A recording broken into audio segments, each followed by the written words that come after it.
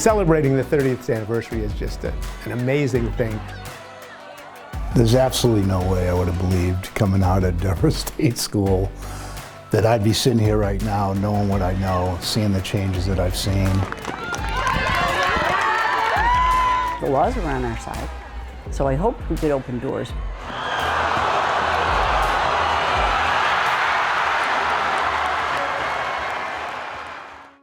There was a real need for something to help the public understand people with disabilities better, because they had really bad preconceived notions. Massachusetts Special Olympics hired me full-time in '82, and I told them that I'll work for them if they allowed me to do, in that day it was called integrated sports. So did integrated sports at the summer games. It worked out really well. I had met with Eunice Kennedy Shriver, the founder of Special Olympics. I went down to her home in Virginia. Mrs. Shriver listened to everybody in the room, their opinions after we went back and forth, and she said, we're going to do this. In 1989, everything became official. By that time, there were probably 12 states pilot testing it, and they were doing it, and they were all finding out that it was really moving the needle for non-disabled people in terms of their viewpoints of people with disabilities. And all of a sudden, you had a few programs who thought inclusion was a really good thing, that sports was a phenomenal thing, and they started to do it, and then it started to grow. Well, the good news in Connecticut when I came here is that this is not a state where I had to twist a lot of arms. So right away, when we started doing the adult community unified sports programs, people were really into it. A light bulb went on, and I thought to myself very quickly that, you know, we as school officials were not in any way serving the needs of the intellectually disabled youngsters. And Mike said, listen, we'd like to do unified sports in the schools. I felt that the CIAC had an obligation to serve all of its youngsters and not just those who were athletically able. And we put our heads together and came up with an opportunity to get a grant from the International Office of Special Olympics, and we were able to start doing unified sports in the schools here. We were the first in the country to do that. I was incredibly intrigued by the concept, but I will admit I was a little skeptical about whether or not it would actually work in practice. Based on my experience growing up in school where kids weren't entirely accepting and inclusive, I was just worried that there might not be enough young people out there who would embrace this idea and run with it. Once people started to do it, then they really loved it. I could not have been more wrong, and I should have given young people more credit. What I've seen from them, the compassion, the tolerance, the acceptance, the human decency, it's just a beautiful thing.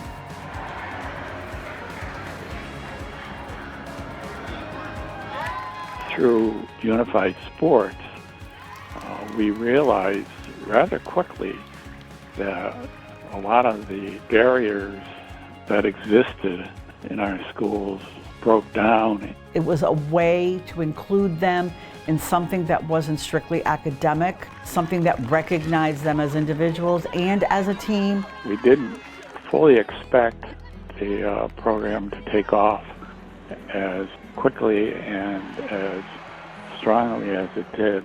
It's even gone to the next level where the unified sports programs in these schools are just like the varsity sports in these schools.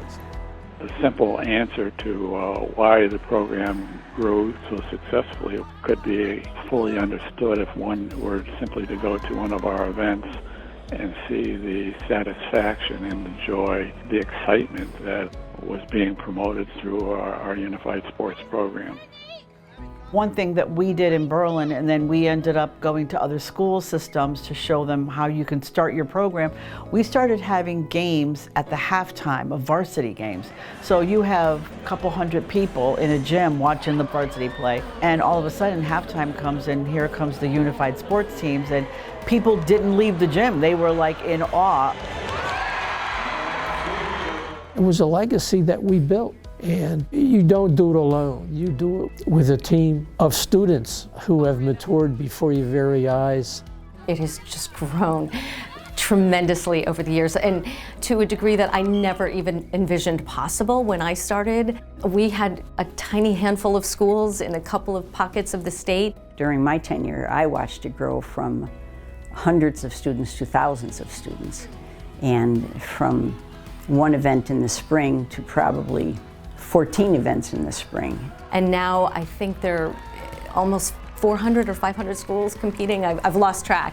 The other pieces that are so excited about the program is that there's a national recognition.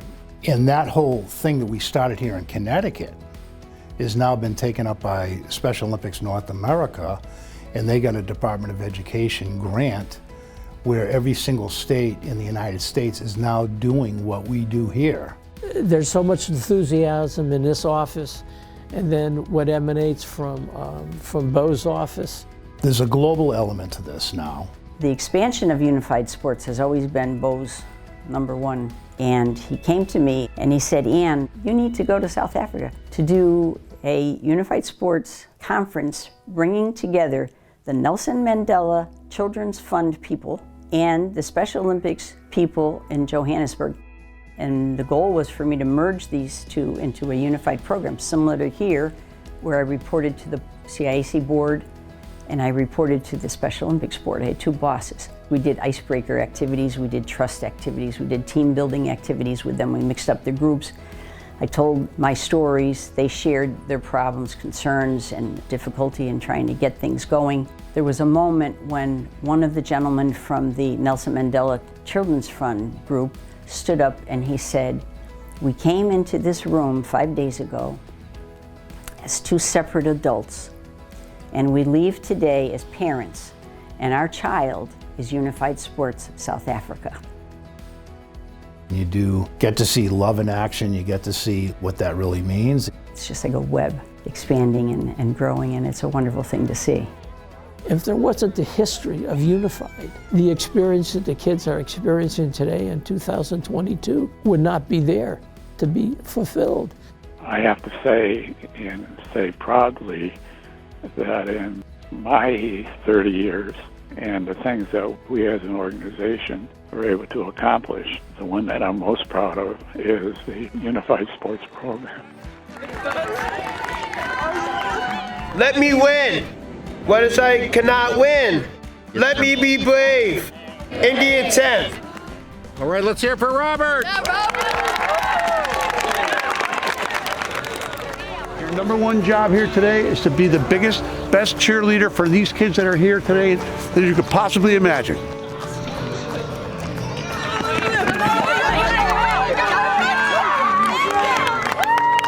Of the history of unified sports, it just brings families, it brings children together, and that was our mantra.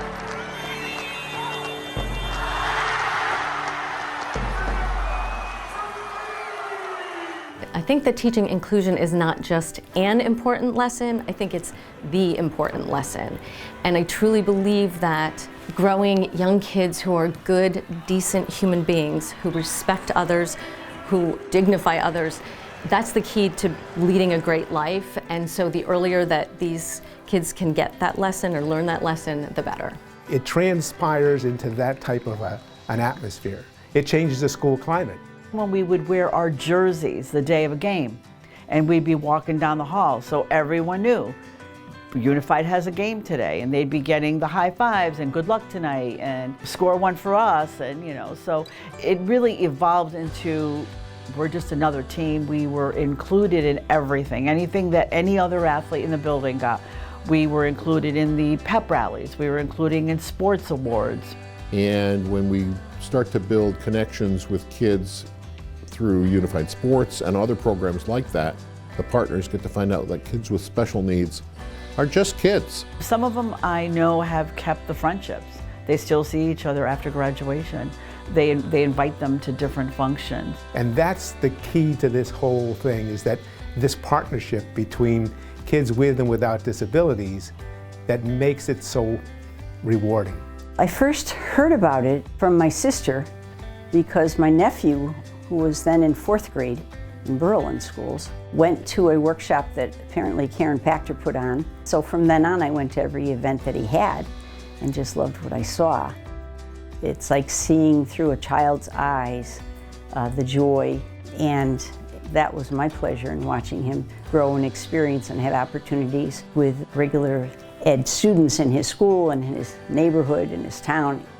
Just to see the smile on their faces, they were doing the same things that their buddies always did as members of a varsity, a junior varsity athletic team.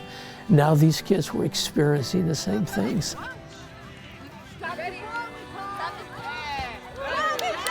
We had one parent of a student who was in one of our halftime games at Mohegan Sun write us a note that he and his family are very sports oriented, but they never felt that their disabled daughter would be able to participate in athletics.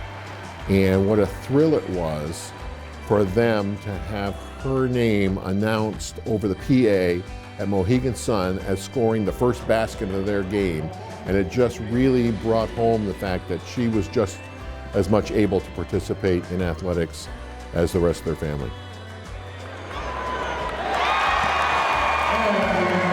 The people that you meet and you talk to that are these coaches, athletic directors, teachers, they're just wonderful people. And you're working with people that want to help other children. And not only are they helping those kids with a disability, but they're really helping those kids that do not have a disability. I've had partners that have worked at schools with me, volunteer, and then they've come and interned here at Unified Sports, and then they've gone on to major in special education in college and become teachers. And my goal is, my prayer is, that when you graduate high school, you carry what you learn from Unified Sports in terms of diversity, in terms of friendship, onto your college campus. And you have that same attitude while you're a college student. And most importantly, when you graduate college and settle into your home community, you know what Unified Sports did for you. And I want you to carry that into your home community as a resident and as a parent someday, so that when you hear your local school having Unified Sports, you know where to put your efforts. And a lot of the people, because we've been at it for so long in Connecticut, a lot of these people are in companies now. They're all working. I run into companies all the time, and people are like, oh, I used to do Unified Sports, 25 years ago. And they're employing athletes. They're employing people with intellectual disabilities. We got third right here from Martin Kellogg. Let's hear it for him. Inclusion is number one. We all want to be included, whether we are in school or whether we're adults, whether we're working in a job.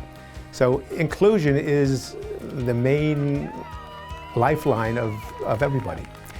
So when you have kids that have difficulty being included, and you find an avenue for them to get that to happen, then you feel very successful.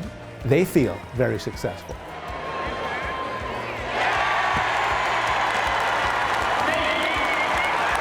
And I think that it's the concept itself that drives its own success. I think that this program took on a life of its own because you put it out there and it just works and it's just good and it does great things.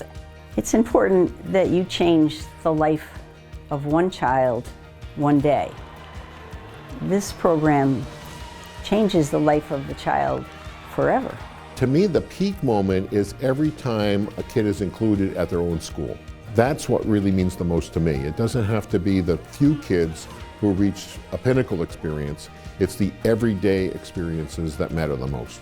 But I see through my nephew what has happened because of it.